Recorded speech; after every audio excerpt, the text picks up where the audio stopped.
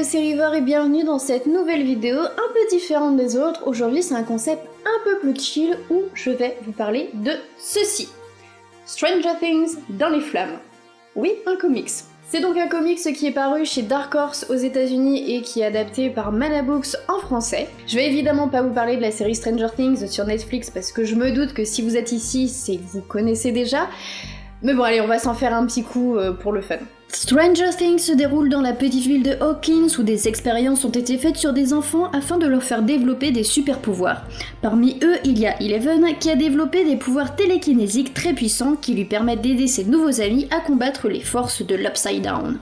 Ce comics n'est pas le premier du genre puisque avant lui il y a eu Stranger Things de l'autre côté et Stranger Things 6, donc c'est le 3e tome d'un spin-off de la série. Alors par qui est fait ce joli comics? Eh bien à l'écriture on trouve Jody Houser qui a travaillé sur beaucoup de spin-offs de Star Wars, qui a fait aussi du Spider-Man et qui a aussi fait Harley et Ivy et pour ça je l'aime beaucoup. Et au dessin on retrouve Ryan Kelly qui a bossé sur du Lucifer et qui a aussi bossé sur DMZ. Alors de quoi ça parle? Eh bien en fait on va suivre deux personnages, on a Ricky et Marcy qui se font passer pour frères et sœurs, et tous les deux ils ont un point commun, c'est qu'ils ont été les expériences du Dr Brenner qu'on a vu dans la série originale.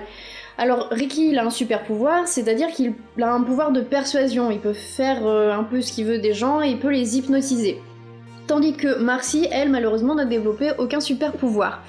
Tous les deux ils sont dans une sorte de cavale, sauf qu'ils ne fuient pas quelque chose, au contraire ils sont à la recherche de quelqu'un, et même de plusieurs personnes. En fait ils vont rechercher tous les autres enfants qui ont réussi à s'échapper du laboratoire, et en particulier ils vont à la recherche de Neuf, qui est la sœur jumelle de Marcy, et Neuf elle a un autre super pouvoir, c'est que elle est pyromane, et complètement cinglée.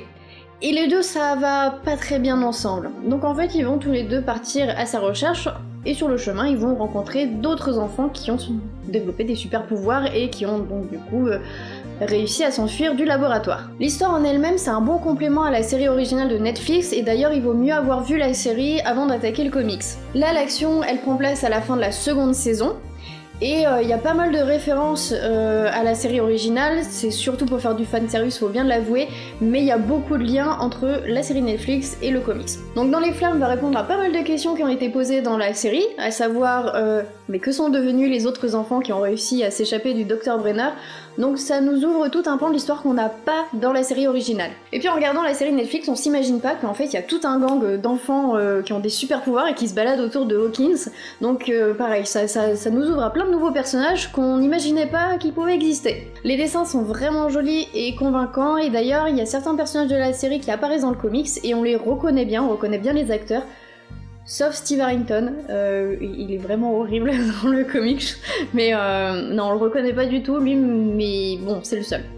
Les passages avec le personnage qui est capable de créer des mondes imaginaires, ils sont vraiment trop choupinous et vraiment jolis, et en plus il y a un code couleur pour reconnaître quand les personnages utilisent leur super pouvoir, donc celle qui fait des mondes imaginaires elle va être en violet, il va y avoir notre personnage principal, il va avoir quand il va convaincre des autres personnages il va être en jaune, etc.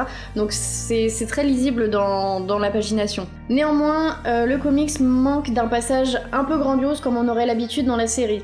Ici, la mise en page, la mise en case, le découpage, tout ce qui est mis en scène va rester assez classique. Il n'y a pas vraiment de monstres qu'on va combattre, on va pas retrouver de Démogorgon ou n'importe quoi, donc il n'y a pas vraiment de combat épique, on va pas se retrouver face à une double page avec nos super héros qui vont mener une bataille à feu et à sang.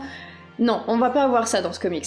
Donc est-ce que ça peut être un bon cadeau de Noël? Eh ben j'ai envie de vous dire, ce comics va surtout s'adresser à un public adolescent qui est fan de la série, donc pour ce genre de personnes ça peut être un très beau cadeau de Noël. Si c'est pour quelqu'un qui a envie d'élargir ses connaissances autour de la série, ça peut être très bien, puisque même si l'histoire est assez simpliste, en fait elle va répondre à pas mal de questions qui restent en suspens dans la série.